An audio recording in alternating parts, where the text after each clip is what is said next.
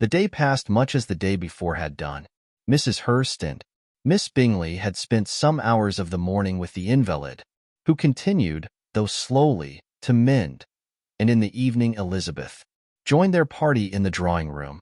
The loo table, however, did not appear. Mr. Darcy was writing, and Miss Bingley, seated near him, was watching the progress of his letter and repeatedly calling off his attention by messages to his sister. Mr. Hurst and Mr. Bingley were at piquet, and Mrs. Hurst was observing their game. Elizabeth took up some needlework and was sufficiently amused in attending to what passed between Darcy and his companion. The perpetual commendations of the lady, either on his handwriting or on the evenness of his lines, or on the length of his letter, with the perfect unconcern with which her praises were received, formed a curious dialogue, and was exactly in union with her opinion of each. How delighted Miss Darcy will be to receive such a letter. He made no answer. You write uncommonly fast. You are mistaken. I write rather slowly. How many letters you must have occasion to write in the course of a year. Letters of business, too. How odious I should think them. It is fortunate, then, that they fall to my lot instead of yours. Pray tell your sister that I long to see her. I have already told her so once by your desire. I am afraid you do not like your pen. Let me mend it for you. I mend pens remarkably well. Thank you, but I always mend my own. How can you contrive to write so even? He was silent.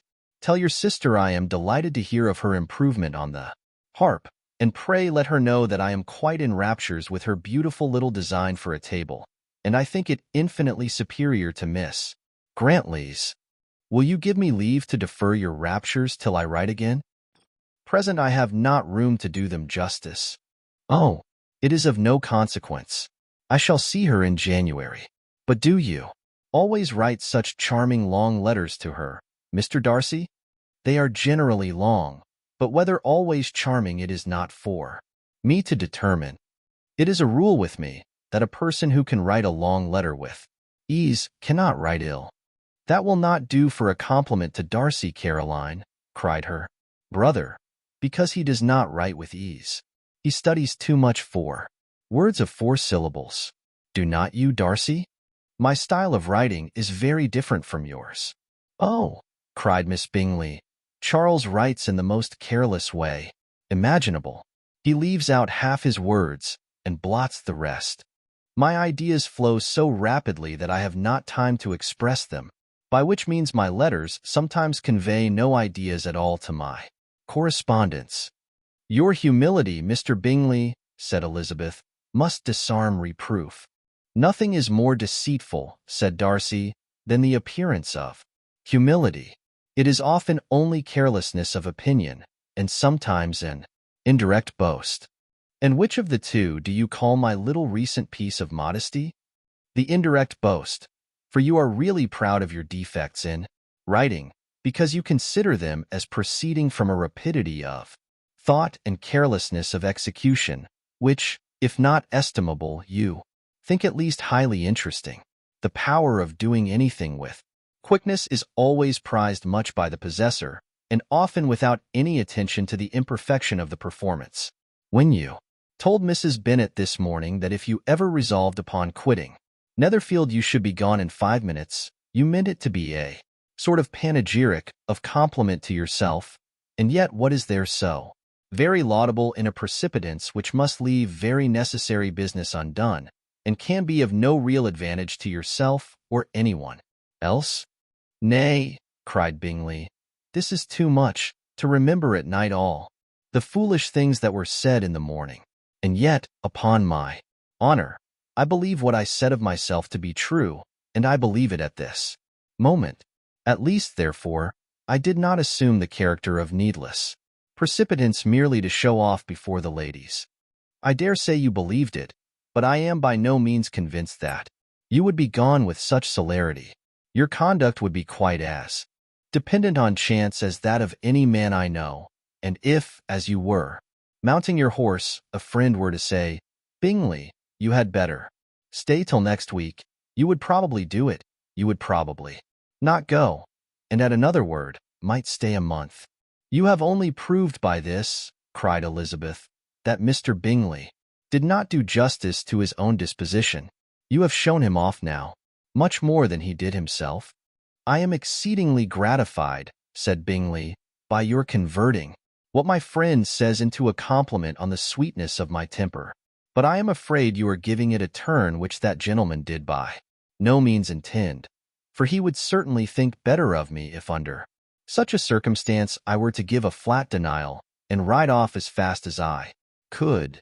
Would Mr. Darcy then consider the rashness of your original intentions as atoned for by your obstinacy in adhering to it? Upon my word, I cannot exactly explain the matter. Darcy must speak for himself. You expect me to account for opinions which you choose to call mine, but which I have never acknowledged.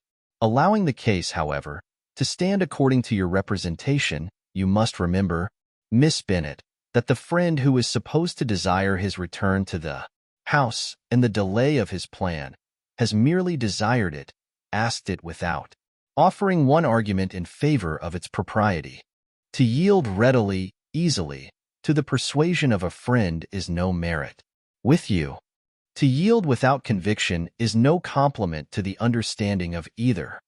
You appear to me, Mr. Darcy, to allow nothing for the influence of friendship and affection. A regard for the requester would often make one readily yield to a request without waiting for arguments to reason one into it. I am not particularly speaking of such a case as you have supposed about Mr. Bingley. We may as well wait, perhaps, till the circumstance occurs before we discuss the discretion of his behavior thereupon. But in general and ordinary cases between friend and friend, where one of them is desired by the other to change a resolution of no very great moment, should you think ill of that person for complying with the desire without waiting to be argued into it? Will it not be advisable, before we proceed on this subject, to arrange with rather more precision the degree of importance which is to appertain to this request, as well as the degree of intimacy subsisting between the parties? By all means, cried Bingley, let us hear all the particulars, not forgetting their comparative height and size, for that will have more weight in the argument, Miss Bennet, than you may be aware of. I assure you that if Darcy were not such a great tall fellow, in comparison with myself, I should not pay him half so much deference. I declare I do not know a more awful object than Darcy, on particular occasions, and in particular places, at his own house especially, and of a Sunday evening, when he has nothing to do. Mr. Darcy smiled, but Elizabeth thought she could perceive that he was rather offended, and therefore checked her laugh. Miss Bingley warmly resented the indignity he had received in an expostulation with her brother for talking such nonsense. I see your design, Bingley, said his friend. You dislike an argument and want to silence this. Perhaps I do. Arguments are too much like disputes. If you and Miss Bennet will defer yours till I am out of the room, I shall be very thankful, and then you may say whatever you like of me. What you ask, said Elizabeth, is no sacrifice on my side, and Mr. Darcy had much better finish his letter. Mr. Darcy took her advice, and did finish his letter. When that business was over, he applied to Miss Bingley and Elizabeth for an indulgence of some music. Miss Bingley moved with some alacrity to the pianoforte, and after a polite request that Elizabeth would lead the way, which the other as politely and more earnestly negatived, she seated herself. Mrs. Hurst sang with her sister, and while they were thus employed, Elizabeth could not help observing, as she turned over some music books that lay on the instrument, how frequently Mr. Darcy's eyes were fixed on her. She hardly knew how to suppose that she could be an object of admiration to so great a man, and yet that he should look at her because he disliked her was still more strange. She could only imagine, however, at last that she drew his notice because there was something more wrong and reprehensible, according to his ideas of right, than in any other person present. The supposition did not pain her. She liked him too little to care for his approbation. After playing some Italian songs, Miss Bingley varied the charm by a lively Scotch air, and soon afterwards Mr. Darcy, drawing near. Elizabeth said to her, "Do not you feel a great inclination, Miss Bennet, to seize such an opportunity of dancing a reel?" She smiled, but made no answer. He repeated the question, with some surprise at her silence. "Oh," said she, "I heard you before, but I could not immediately determine what to say in reply.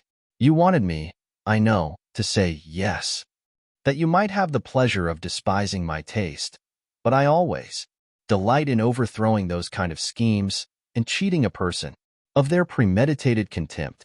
I have, therefore, made up my mind to tell you that I do not want to dance a reel at all, and now despise me if you dare." "Indeed, I do not dare." Elizabeth, having rather expected to affront him, was amazed at his gallantry, but there was a mixture of sweetness and archness in her manner which made it difficult for her to affront anybody, and Darcy had never been so bewitched by any woman as he was by her. He really believed that were it not for the inferiority of her connections, he should be in some danger. Miss Bingley saw, or suspected enough to be jealous, and her great anxiety for the recovery of her dear friend Jane received some assistance from her desire of getting rid of Elizabeth. She often tried to provoke Darcy into disliking her guest by talking of their supposed marriage and planning his happiness in such an alliance.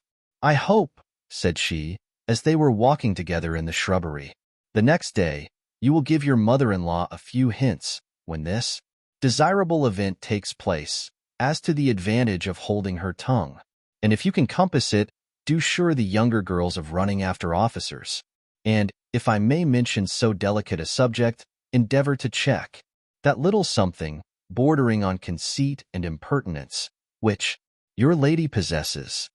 Have you anything else to propose for my domestic felicity? Oh, yes. Do let the portraits of your uncle and Aunt Phillips be placed in the gallery at Pemberley. Put them next to your great-uncle, the judge. They are in the same profession, you know, only in different lines. As for your Elizabeth's picture, you must not have it taken, for what painter could do justice to those beautiful eyes?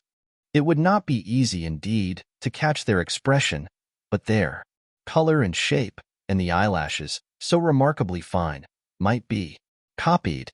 At that moment they were met from another walk by Mrs. Hurst and Elizabeth herself.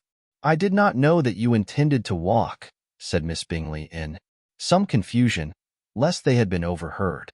"You used us abominably ill," answered Mrs. Hurst, running away without telling us that you were coming out. Then, taking the disengaged arm of Mr. Darcy, she left Elizabeth to walk by herself. The path just admitted 3. Mr. Darcy felt their rudeness, and immediately said, "This walk is not wide enough for our party. We had better go into the avenue." But Elizabeth, who had not the least inclination to remain with them, laughingly answered, "No, no, stay where you are. You are charmingly grouped, and appear to uncommon advantage. The picturesque would be spoilt by admitting a fourth. Goodbye." She then ran gaily off, rejoicing as she rambled about, in the hope of being at home again in a day or two. Jane was already so much recovered as to intend leaving her room for a couple of hours that evening.